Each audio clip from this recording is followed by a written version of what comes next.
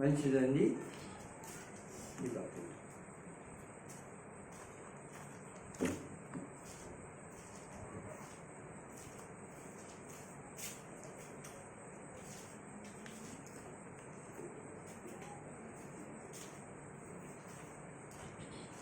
Okay, అందరూ రెండు చేతులు పైకెత్తి స్తోత్రం చెప్దాం. కొద్ది నిమిషాలు, అతి కొద్ది నిమిషాలు దేవుని యొక్క మాటలు మనము ధ్యానం చేయడానికి సిద్ధపడదాం. చక్కని పాటలు పాడారు. దేవుడు మిమ్మల్ని దీవించును గాక. ఎందుకంటే పాడేవాళ్ళు కావాలి,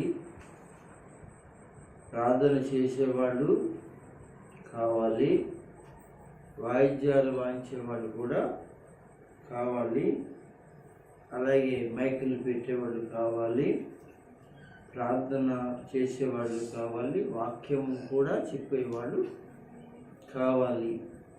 ఇలా సంఘములో అందరూ కూడా వారి వారి యొక్క చక్కటి పరిచర్య ధర్మాన్ని జరిగించాలి. అందరూ స్తోత్రం చెప్దాం. ప్రేమటి దేవుని బిడ్డలారా, ఈరోజు రాత్రి దేవుడు మనతో మాట్లాడుతున్న సంగతులు మనం జ్ఞాపకం చేసుకోవడానికి ఇష్టపడదాం. ఏమిటంటే, దేవుడు నీకు ఆరోగ్యం కలుగు చేయాలంటే అని ఒక చక్కటి సంగతిని మనము వాక్యంలోంచి నేర్చుకుందాం. ఆరోగ్యం అనేది చాలా అవసరం. మనము ఎన్ని రకాల ఔషధాలు మింగినా,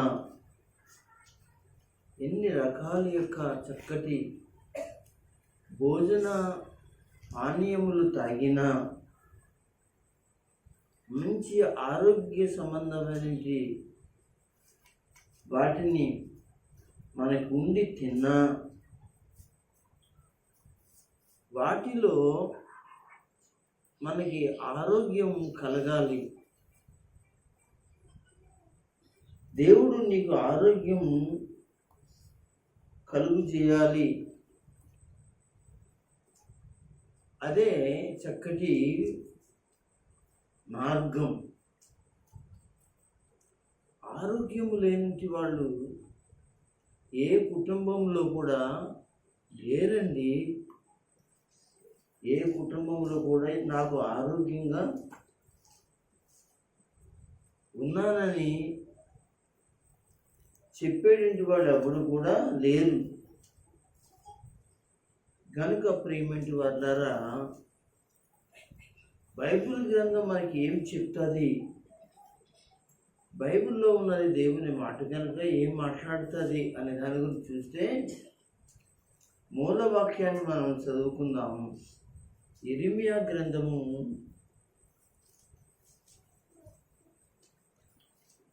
33వ అధ్యాయము. యెరెమీయా గ్రంథము 33వ అధ్యాయము 6వ వచనాన్ని చదవండి. నేను దానికి ఆరోగ్యమును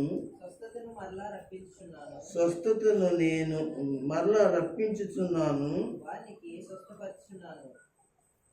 వారిని స్వస్థపరచుచున్నాను,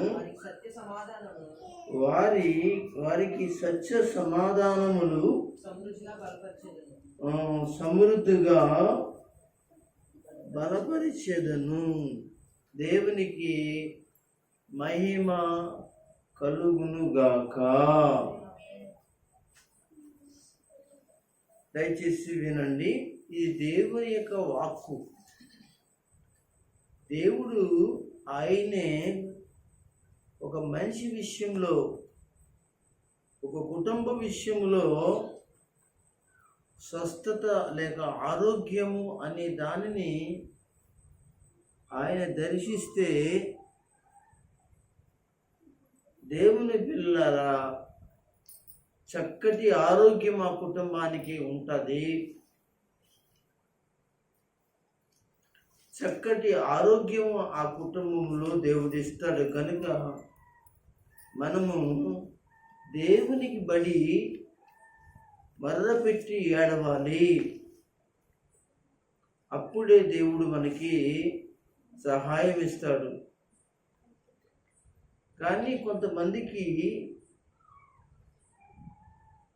తొందరగా దేవుడు స్వస్థతనిచ్చి ఆరోగ్యం ఇస్తాడు. కొంతమందికి మెల్లిమెల్లిగా స్వస్థత ఆరోగ్యం ఇస్తాడు. మరి కొంతమందికి దేవుని చిత్తం, ఒకవేళ ఆరోగ్యం లేకపోవటం దేవుని చిత్తమేమో. గనుక దేవుణ్ణి మనము తప్పుగా ప్రశ్నించకూడదు. మనం సత్యముగా నడుచుకున్నాము, యథార్థముగా నడుచుకున్నాము, నీతిగా నడుచుకున్నాము, ఎన్నో మంచి కార్యాలు చేశాము, దేవునికి ఎన్నో మనము సేవలు చేశాము, ఏమిటి అనేటువంటి దుఃఖము బాధ కలిగి ఉండడం సాధ్యమే. కనుక దేవుడు కొన్ని తరుణాలలో కొంతమంది విషయంలో, అందరూ కాదు, కొంతమంది విషయంలో మనం ఎంత యథార్థంగా దేవుని కొరకు బ్రతికినప్పటికీ కూడా ఆయన చిత్తంలో కొన్ని పరిస్థితులు మన మీద నడవలసిన విషయం లేక పరిస్థితులు మన మీద ఉంటూ ఉంటాయి. కనుక బాధపడవలసిన పరిస్థితులు మనము ఉండకూడదు. కానీ అవసరమైతే వాటిని మనము మంచిగా దేవుడు మనకి అనుగ్రహించాడు, ఏమిటి పరిస్థితి పర్వాలేదులే అని మనము ఆ దేవునికి మనం ఏం చేద్దామంటే వెళదాం. కనుక దేవుడే సహాయం చేస్తాడని నమ్మకంతో ముందుకు వెళదాం. దేవుడు అన్యాయస్తుడు కాదు. కానీ దేవుని బిడ్డలారా, కొన్ని పరిస్థితులలో మనం బాధపడవలసిన పరిస్థితి వచ్చినప్పుడు మనము దేవుణ్ణి నిందించకుండా ఉండడం చాలా మంచిదని మనము గమనించాలని నేను దేవుని పేరిట చక్కటి విషయం మీకు నేను తెలియజేస్తూ ఉన్నాను. ఇక్కడ రాయబడిన మాట ఏమిటి అంటే, నేను వారికి ఆరోగ్యము స్వస్థతను మరలా రప్పించి ఉన్నాను అంతే కదమ్మా. వారిని స్వస్థపరిచి ఉన్నాను, వారికి సత్యము సమాధానము సమృద్ధిగా బయలుపరిచెదను. ఎంత మంచి మాట! దేవుడు ఈ మాట ప్రతి ఒక్కరికి దేవుడు ఆశీర్వదించును గాక. అయితే దేవుడు నీకు ఆరోగ్యం కలగాలి అనేటువంటి విషయాన్ని మన జీవితాలలో మనము అనుభవించాలంటే కొన్ని సంగతులు మనం నేర్చుకుందాం, కొన్ని సంగతులు తెలుసుకుందాం, కొన్ని సంగతులు దేవుడు చెప్పాడు కనుక వాటిని మనము చేద్దాం. అప్పుడు ప్రభువు మన జీవితాల్లో మంచి సహాయాన్ని ప్రవహిస్తాడు. దయచేసి బైబిల్ తెరిచి చూద్దాం అవి ఏంటో అనేది. అవి ఏమేమి సంగతులు ఒకసారి చూద్దాం బైబిల్ గ్రంథములో.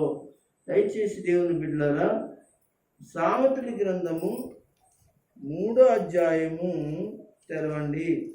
3వ అధ్యాయంలోంచి మనము ఒక 2 వచనాలు మనం చదువుదాం. 7వ వచనమును చదువుదాం. జ్ఞానిని కదా అని నువ్వు అనుకోవద్దు, యెహోవా యందు భయభక్తులు కలిగి. అక్కడ ఒకసారి అవుదామండి.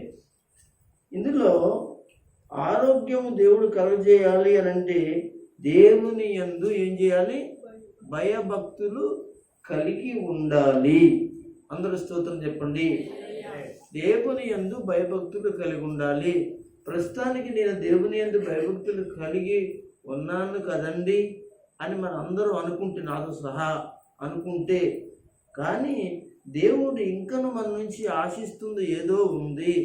అంటే దేవుని యందు భయము భక్తి. దేవునికి స్తోత్రం.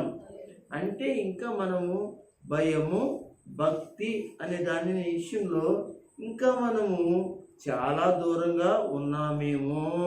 దేవునికి స్తోత్రం ఇద్దాం. కనుక ప్రభువునందు దేవుని బిడ్డలారా, నా ప్రతి ఒక్కరి జీవితంలో కూడా భయము, భక్తి మనము చనిపోయే వరకు కూడా ఉండటం చాలా అవసరమని దేవుడు మనకి నేర్పించే మాటలు మనకి తెలియజేస్తున్నాయి. ఇక్కడ ఈ వచనంలో 7-8 వచనాలలో రాయబడిన మాట ఏమిటి అంటే చదువుదాం. నేను జ్ఞాని కదా అని నువ్వు అనుకునవద్దు. యెహోవా యందు భయభక్తులు కలిగి చెడుతనం విడిచిపెట్టుము. అప్పుడు నీ దేహమునకు ఆరోగ్యమును, నీ ఎముకలకు సత్వవాయువును కలుగును. నీ రాబడి అంతలో ప్రథమ ఫలమును, నీ ఆస్తిలో భాగమిచ్చి యెహోవాను ఘనపరచుము. చాలండి. ఇక్కడ మనం నేర్చుకునేటువంటి మాట ఏమిటి అంటే, నీ సబుద్ధిని ఆధారము చేసుకొనక. ఏ బుద్ధి అంటండి? సబుద్ధి కనుక. కానీ మన స్వబుద్ధిని కాకుండా దేవుని బుద్ధిని మనం ఆధారం చేసుకుని, బైబిల్లో దేవుణ్ణి మనం ఆధారం చేసుకుని ఏం చేయాలి అంటే భయభక్తులతో ఉండాలి. అది దేవుడు మనకి నేర్పిస్తున్నటువంటి మాట. అలాగున నీ ఆరోగ్యాన్ని దేవుని నుంచి నువ్వు పొందుకోమని తెలియజేస్తున్నటువంటి మాట. రెండో మాట ఏంటంటే చెడుతనమును విడిచిపెట్టుము. మొదటి మాట ఏమిటి అంటే యెహోవా యందు భయభక్తులు కలిగి ఉండాలి. రెండో మాట చెడుతనమును విడిచిపెట్టాలి. ఇక్కడే రాశాడు. 8వ వచనంలో కూడా 8వ వచనం రాసినట్టున్నాడు. చదువుదాం. అప్పుడు నీ దేహమునకు ఆరోగ్యమును, నీ ఎముకలకు సత్వవాయువును కలుగును. నీ రాబడి అంతలో ప్రథమ ఫలమును, నీ ఆస్తిలో భాగమిచ్చి యెహోవాను ఘనపరచుము. అంటే పై 7వ వచనంలో రాసి ఉంటాడు. ఏమనంటే భయభక్తులు కలిగి ఉండము, చెడుతనమును విడిచిపెట్టుము. దేవునికి స్తోత్రం. దేవుని బిడ్డలారా, ఈ రోజున ఆరోగ్యాలు ఉన్నవాళ్ళు కూడా ఆరోగ్యాలు పాడైపోయినాయి అంటే వాళ్ళు ఏ పరిస్థితుల్లో ఆరోగ్యాలు పోగొట్టుకున్నారంటే వారి జీవితాలు చెడిపోయి అనగా చెడగొట్టుకున్నటువంటి పరిస్థితులు కనబడుతున్నాయి. ఈనాడు చిన్న పిల్లలు కూడా తాగుడికి బానిసలైపోయి ఊపిరితిత్తులు, గుండెలు, పేగులు, లేక లోన కిడ్నీలు, ఒకటి కాదు కదండి, ఎన్నో రకరకాల యొక్క మరి వ్యాధుల చేత ఈ రోజున మరి లక్షల కొద్ది, వేల కొద్ది ప్రజలు హాస్పిటల్ చుట్టూ తిరుగుతూ డబ్బు ఖర్చు పెడుతూ వాళ్ళు ఏమైపోయారంటే వారి యొక్క చెడుతనమును బట్టియే, వారి యొక్క పనులు బట్టియే వారి నాశనమై ఉన్నారని బైబిల్ గ్రంథం మనకి తెలియజేస్తూ ఉంది. ప్రియులారా, ఇలాంటి పరిస్థితిలో ఉన్న వాళ్ళు చాలామంది ఏమయ్యారో తెలుసుంటే యేసు ప్రభుని నమ్ముకుని యేసుక్రీస్తును అంగీకరించి వారి యొక్క చెడుతనాన్ని ఏం చేశారంటే దూరపరుచుకుని వాటిని వాళ్ళ దగ్గర నుంచి విడిచిపెట్టుకుని వారి ఆరోగ్యాలను దేవుని చేత బాగు చేసుకుని స్వస్థపరచబడి మంచిగా అయిన వాడు అనేక మంది లేక మానలేదు. అందరూ స్తోత్రం చెప్పండి. హల్లెలూయా. కనుక ప్రియులారా, దేవుడు నీకు ఆరోగ్యమును కలుగు చేయాలి అంటే దేవుని యందు భయభక్తులు కలిగి ఉండాలి. రెండోది చెడుతనాన్ని విడవాలి. మూడవది బైబిల్ గ్రంథంలోనే సామెతల గ్రంథంలోనే చూద్దాం. ఒక మాట 17వ అధ్యాయం చూద్దాం. 17వ అధ్యాయము 17వ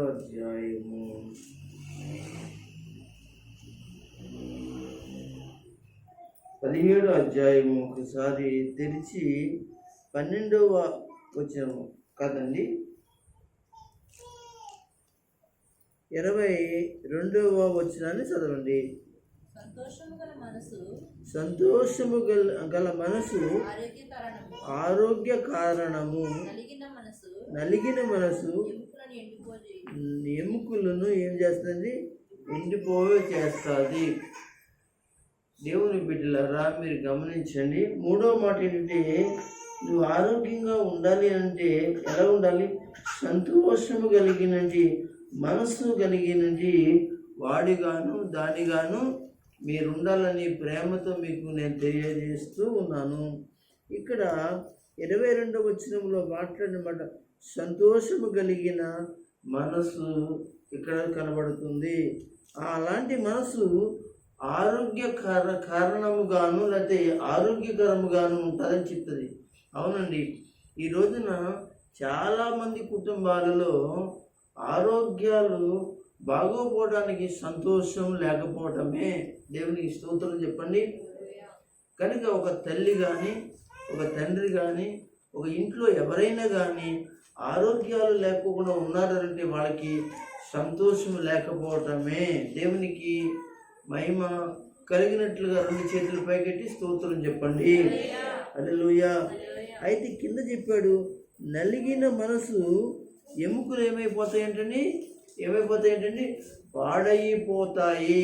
అంటే దేవుని బిడ్డలారా మీరే గమనించండి, శరీరంలో ఉన్నంటి ఎముకలు కావచ్చు, నరాలు కావచ్చు, కండరాలు కావచ్చు, వగేరా నరాలు కావచ్చు, ఇవన్నీ కూడా పాడైపోయి అనగా ఆరోగ్యం చెడిపోవడానికి గల పరిస్థితులు ఏంటి అంటే ఇదిగో నలిగిపోయిన పరిస్థితులు. నలిగిపోతున్నారండి ఈ రోజున నలిగిపోతున్నారండి చాలామంది అండి. కొంతమంది ఆరోగ్యాలు పిల్లల కోసం నలిగిపోతున్నారండి. మరి కొంతమంది అప్పుల చేత ఏమైపోతున్నారు, వారి ఆరోగ్యాలు నలిగిపోతున్నారండి. మరి కొంతమంది భార్యాభర్తలకు సమాధానం లేక అనండి నలిగిపోయి ఆరోగ్యాలు పాడైపోతున్నాయండి. ఇలాగా చెప్పుకుంటే ఆరోగ్యం అనగా నాశనం అయిపోవడానికి, ఆరోగ్యము పాడైపోవడానికి అనగా మనిషి క్షీణించిపోయి అనారోగ్య కారణానికి గల కారణం ఏంటంటే నలిగిపోవటమే. దేవునికి స్తోత్రం కలుగును గాక. ప్రియులారా ఆలోచించండి, ఇలాంటి పరిస్థితులలో మనము ఎలాంటి పరిస్థితులు మనం తెచ్చుకోవాలంటే సంతోషము కలిగినటువంటి మనసు కలిగిన వారిగా మనం ఉండాలి. కనుక ఆనందము కలిగినటువంటి వారిగా ఉండాలి. ఆనందం ఎక్కడ దొరుకుతుంది, ఎక్కడ మనకి లభిస్తుంది అంటే దేవుని మందిరములో దేవునితో సహవాసం చేస్తే మనకి ఆ ఆనందాన్ని మనము పొందుకోగలుగుతాం. ఆ యొక్క ఆనందము ఎలాగో దేవుడు ఇస్తాడు అంటే వాక్యము ద్వారానే మనకి ఇస్తాడు. మీకు తెలుసు, బైబిల్ గ్రంథంలో దేవుని వెంబడించిన వారు, దేవునితో సహవాసం చేసిన వారు, దేవుని పట్ల భయభక్తులు కలిగిన వారు, దేవుని యొక్క సన్నిధిని సాగిన వారు సంతోషము కలిగిన వారిగా మనకి కనబడుతున్నారు. అట్టి వారి జీవితంలో ఒక్కొక్క సమయంలో ఆరోగ్యకరమైన పరిస్థితులు వారి మీద నిండుగా ఉంటూ అనారోగ్య పరిస్థితుల చేత క్షీణించిపోతూ ఉన్నవారు వారు ఏం చేయబడుతున్నారంటే ఆరోగ్యం చేత ఉండడానికి సంతోషాన్ని దేవుని వాక్యం ఇస్తూ ఉంది. దేవునికి మహిమ కలుగును గాక. మీ అందరికీ తెలుసు, కీర్తన గ్రంథంలో మొదటి కీర్తనలో ఉంటుంది, చదువుదాం అన్నమాట. దయచేసి 2వ వచనం కానీ 3వ వచనం కానీ ఉంటుంది, చదవండి. యెహోవా ధర్మశాస్త్రమునందు ఆనందించుచు దేవారాత్రులు దాన్ని ధ్యానించేవాడే కానీ లేక ఆ వాక్యం వినేవాడే కానీ వాక్యం చేత వారి జీవితాలను అనగా చక్కగా ముడిపెట్టుకుని ఉండేవాడు ఎవరైతే ఉంటారంటే సంతోషము కలిగిన వారుగా, ఆనందము కలిగిన వారుగా ఉన్నారని బైబిల్ గ్రంథం మనకి బోధిస్తుంది. ప్రియులారా, కనుక ఈ రాత్రి మనము దేవుని ధర్మశాస్త్రాన్ని మనం విందాం, దేవుని ధర్మశాస్త్రాన్ని మనము ఆలకిద్దాం. దేవుని యొక్క వాక్యాన్ని మన చేతుల్లో పెట్టుకుని చక్కగా మనము వాక్యాన్ని చదువుతూ ధ్యానిస్తూ అనగా మనకున్న అనారోగ్య పరిస్థితులన్నింటినీ కూడా ఏం చేద్దామంటే అనగా వాక్యం చేత సంతోషము కలిగినటువంటి మనస్సు కలిగినటువంటి మనస్సుని దేవుణ్ణి ఇమ్మని అడిగి మనం ముందుకు వెళ్దాం.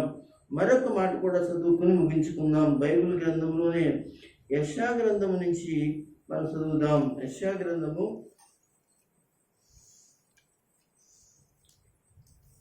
38వ అధ్యాయము 38వ అధ్యాయము చూద్దాం. 3వ వచనాన్ని చదవండి. యెహోవా యథార్థ హృదయుడై సత్యముతో నీ సన్నిధిని నెట్లు నడుచుకుంటును, నీ దృష్టికి అనుకూలముగా సమస్తమును నెట్లు జరిగించుతును, కృపతో జ్ఞాపకం చేసుకునమని హిజ్కియా కన్నీళ్లు విడుచుచు యెహోవాను ప్రార్థింపగా యెహోవా వాక్కు. చాలమ్మా, 9వ వచనం కూడా చదువుతాం. యూదారాజైన హిజ్కియా రోగి అయి ఆరోగ్యము పొందిన తర్వాత అతను రచించినది. చాలు. ఇక్కడ మీరు 38వ అధ్యాయంలో మనం చదివితే ఇక్కడ యథార్థమైన హృదయముతో సత్యముతో దేవుని సన్నిధిని నడుచుకున్నట్టు ఒక రాజును మనం చూస్తూ ఉన్నాము ప్రియులారా. గనుక అతడు ఎలా ఆరోగ్యాన్ని పొందుకున్నాడో, తనకు వచ్చిన అనారోగ్యం ఏమిటో, తనకున్న బలహీనత ఏమిటో, తనకున్న పరిస్థితి ఏమిటో దేవుడు ఏం చేశాడు, మరి అతడు దేవుని ఎదుట ఎలా నడుచుకున్నాడో విషయాలన్నీ కూడా 38వ అధ్యాయంలో మనకి చక్కగా 8వ వచనం వరకు కూడా రాసి ఉన్నాయి ఈ మాటలు. ఆ రాజు ఈ దేవుని యొక్క వాక్కు వచ్చి, దైవజనుడు వచ్చి నీవు మరణము కాబోతున్నావు అని చెప్పినప్పుడు అతడు దేవుని ఎదుట నిలబడి దేవుని తట్టు తిరిగి ప్రార్థన చేయటం ప్రారంభించి, అతడు నేను ఎలాగున్నానో నీకు తెలుసు ప్రభువా, నీ సత్యంతో నడుచుకున్నాను, యథార్థంగా నడుచుకున్నాను, నీ సన్నిధిలో నా జీవితము ఇలాగైపోయింది ప్రభువా అంటూ అతడు ఏడ్చి ప్రార్థన చేసినట్లుగా మనం ఈ వాక్యంలో మనం చదువుకుంటాం.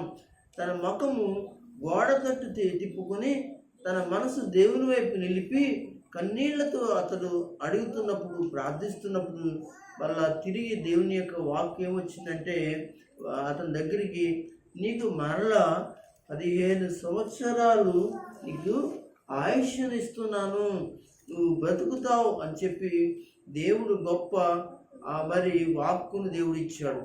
ఈరోజు కూడా దేవుని బిడ్డలారా చాలామంది జీవితాలలో ఇలాంటి అనారోగ్య పరిస్థితులు డాక్టర్ల ద్వారా తీరలేనిది, లేక డాక్టర్ల దగ్గర చూపించుకుంటూ మెడిసిన్ వాడుతూ చక్కటి మరి కాలాన్ని గడుపుతూ దేవుని ఎదుట నిలబడి కన్నీళ్లతో ప్రార్థన చేసి ప్రార్థన ద్వారా వారి జీవితాలను కొనసాగించుకుంటున్న వారు చాలామంది ఉన్నారు. వారికి కూడా దేవుడు ఆయుష్ని ఇస్తున్నాడు. అయితే ఆ ఆయుష్ని ఇచ్చినట్టు మనకు కనపడదు, కానీ మన రోజులు ముందుకి వెళ్ళిపోతూ ఉంటుంది. రోజు రోజుకి గంటకి సంవత్సరానికి మనకి రోజులు గడుస్తూ ఉంటాయి.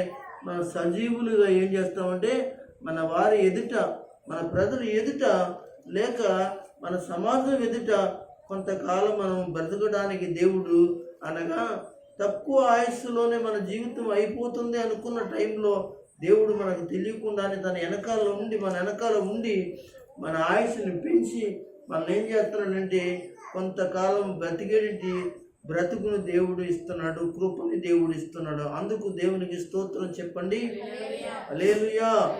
కనుక దేవుని బిడ్డలారా, ఈ రోజున మనం సజీవులుగా ఉన్నాము అంటే, ఈ రోజున మనం సజీవులుగా బ్రతుకుతున్నామంటే ఇదంతా కూడా దేవుడు వెనకాల ఉండి మనల్ని ఏం చేస్తున్నాడంటే మనకి తెలియకుండానే మన ప్రార్థన, మన వెనకాల ఉన్న వాళ్ళ ప్రార్థన దేవుడు ఆలకించి, దైవ సేవకుల ప్రార్థన ఆలకించి, దైవ సేవకురాళ్ళ యొక్క ప్రార్థన ఆలకించి, సంఘములో ఉన్నవాడి ప్రార్థన ఆలకించి దేవుడు కృప చూపి ఏం చేస్తున్నాడంటే నిన్ను మరొక కొన్ని రోజులు సజీవుడిగా ఉంచడానికి దేవుడే కారకుడై ఉన్నాడని ప్రభు యొక్క నామాన్ని బట్టి మీకు నేను తెలియజేస్తున్నాను. ఇలాగా హిజ్కియా మరి ఇంతకాలం బ్రతికిన తర్వాత అతడు తన రాజ్యములో కానీ, తన ప్రజలతో కానీ, తన కుటుంబంతో కూడా ఎంతకాలమో అతడు గడిపినట్లుగా ఇక్కడ వాక్యంలో మనకి దేవుడు రాయించి ఉంచినట్లుగా మనం చూస్తున్నాం. 15 సంవత్సరాలు దేవుడు కృప దయచేశాడు. అట్టి దేవుడు మన బట్టి దేవుని మహిమ కలిగిన దాన్ని బట్టి అతడు 9వ వచనంలో ఏం చేశాడంటే తన బ్రతికిన కాలంలో ఒక చక్కటి మరి ఒక కీర్తనను అనగా ఒక పాటను రచించాడటండి, దేవుని స్తుతించాడటండి, అతడు పాడుకున్నాడటండి. దేవునికి మహిమ కలుగును గాక. 9వ వచనం చదవండి ఒకసారి. రోగి అయి ఆరోగ్యం పొందిన తర్వాత అతడు రచించినది నా దినములు మధ్యాహ్న కాలమందు. చాలమ్మా, రచించినది మధ్యాహ్న కాలమునందు. చదువుదాం ఒకసారి. మధ్యాహ్న కాలమందు అవును నేను పాతాళ ద్వారములో పోవలసి వచ్చెను. అవును ఆయుష్శేషం పోగొట్టుకుని ఉన్నాను. యెహోవాను సజీవుల దేశమని యెహోవాను చూడకపోదును. అవును మృతుల లోకవాసులైన ఇకను మనుషులను కానక బోధనని అనుకుంటుని. దేవునికి స్తోత్రం చెప్పండి. ఇలాగా తిరిగి అతడు మరలా ఏం చేశాడు? దేవుని స్తుతించి రాసి కనపరిచాడు. మనం కూడా అంతే కదా. మనం సజీవులుగా ఉంటున్నామంటే దేవుని ఏం చేస్తున్నాం? ప్రార్థిస్తున్నాము. మన ఇంటి వారి కొరకు ప్రార్థిస్తున్నాము. దేవుని సన్నిధిలో అనేక మంది కొరకు ప్రార్థిస్తున్నాము కనుక దేవుని మందిలో కనబడుతున్నాము. హిజ్కియా కూడా చక్కగా దేవుని సన్నిధిలో అతడు సజీవుడైన తర్వాత అతడు దేవుని స్తుతిస్తూ ఆరాధిస్తూ, లేకపోతే నేను ఎప్పుడో కనపడబోదును, పాతాళంలోకి వెళ్ళిపోదును, మట్టి అయిపోదును, మన్నైపోదును, ఇంకా ఎన్నో విషయాలు అక్కడ రాసి చక్కటి మాటలు తెలియజేశాడు. మనం కూడా మన బాధల్లో, మన బలహీనతలలో, మనకున్న పరిస్థితులలో బాధపడుతూ ఉండగా ఏం జరిగిందంటే దేవుడు తన హస్తాన్ని పంపించి మనల్ని ఏదో విధంగా రోజులు తరబడి వెళుతూ మన సజీవులుగా ఉంచుతూ ఉండగా మనం దేవుని సన్నిధిలో ఈ హిజ్కియా వలె మనం ఏం చేయాలంటే ప్రార్థించాలి, స్తుతించాలి. కొద్ది రోజులు దేవుని కొరకు సాక్ష్యముగా దేవుని మందిరంలో దేవుని యొక్క పిల్లల ఎదుట మనం ఏం చేయాలి? కనబడాలి. నేను సజీవుడిగా ఉన్నాను అంటే మందిరంలో ఉండాలి. నేను సజీవుడిగా ఉన్నాను అని అంటే ప్రార్థన చేయాలి. నేను సజీవుడిగా ఉన్నానంటే అందరితో కలిసి సావాసంలో అనేక ప్రార్థన కూటాల్లో ఉండాలి. ఇది దేవుడు మనకి ఇచ్చినట్టు ఆయుస్సు అనే దాన్ని మనకి తెలియజేస్తుంది. ప్రియులారా, మన జీవితంలో దేవుడు నీకు ఆరోగ్యాన్ని కలగచేసే విషయాన్ని ఈ 4 విషయాలు మీకు నేను తెలియజేసిన మాటలు ఇలాగున్నారు. దేవునికి మన జీవితాన్ని అర్పించుకుని మనం ఉన్నట్లయితే దేవుడు ఇంకనూ మన జీవితంలో ఇంకా అనేకమైన మనం చూడగలుగుతామేమో. ఇది నిజం. ఇంకా మనం చేయవలసిన కార్యక్రమాలు దేవుడు మనతో చేయించుకుంటాడేమో. ఇంకా దేవుని సన్నిధిలో మన ద్వారా మనం ఇంకా ఉండమేమో అనుకున్న టైంలో కూడా ఆయన మనతో అనేక పనులు చేయించుకోవడానికి ఆయన మందిరంలో దేవుడు ఉంచుతూ ఉన్నాడని దేవుని వాక్యం ద్వారా మీకు తెలియజేస్తున్నాను. ప్రియులారా, అలాగా దేవుని యందు భయభక్తులు కలిగి ఆయన ఆరోగ్యాలు పొందుకునే దేవుని ద్వారా దేవుని మహిమపరచండి. దేవుడు ఈ మాటలు మనందరి జీవితంలో ఆశీర్వాదకరముగా ప్రవచించి మనల్ని బలపరచును గాక. ఆమేన్. 2 చేతులు పైకెత్తి స్తోత్రం చెప్పండి. హల్లెలూయా చెప్పండి.